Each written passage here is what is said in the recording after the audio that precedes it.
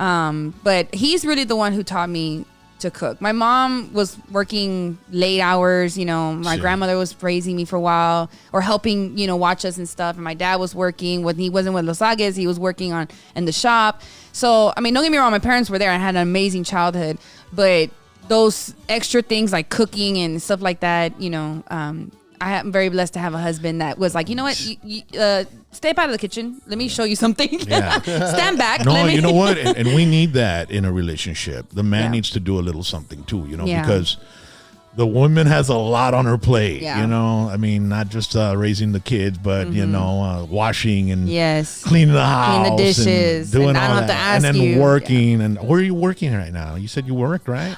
So I do contracting with my dad. Oh, you do? Okay. So sometimes he'll give us a job or, we'll get independent jobs. And what is your duty in the job? Like break down sheetrock. Okay. Yeah, throw that sledgehammer. Orale, really? Yeah, no, I can show you videos. I'm always taking videos because people don't believe me. When I say, I do general contracting work, they're like, what do you do, office work? I'm like, did you not just freaking hear me? Like, I'm really good with my hands. I saw a video where you were welding. Yeah, I was grinding. I also do restorations with my dad on cars, body work, all that good stuff. So my dad taught me to make my own living if I needed to, in case I ended up with somebody who ain't worth a damn. Luckily, that wasn't the case.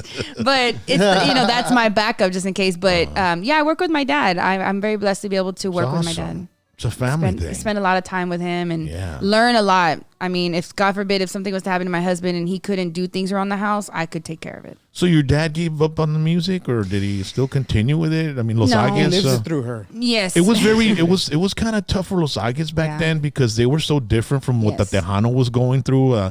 You're talking the early '90s, and it was like Selena, Emilio. It's a San Antonio sound, and then you had Los Agues come in that were like a totally different. They were like a trio, right? The trio music, something like that.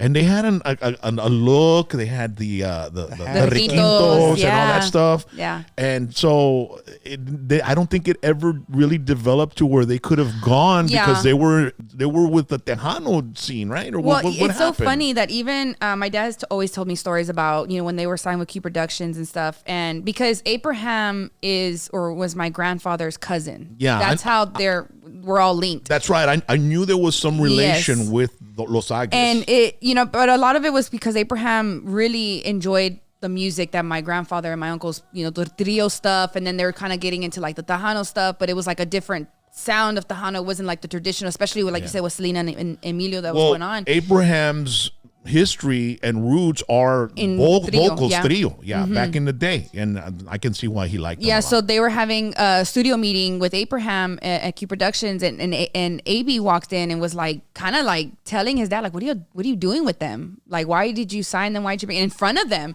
And and I don't think he necessarily meant it like in a disrespectful way, but it was like he was asking his dad, like, this is what we're doing. You were doing the Cumbia Kings, because that was starting to come together, and Selena, and what are we doing, But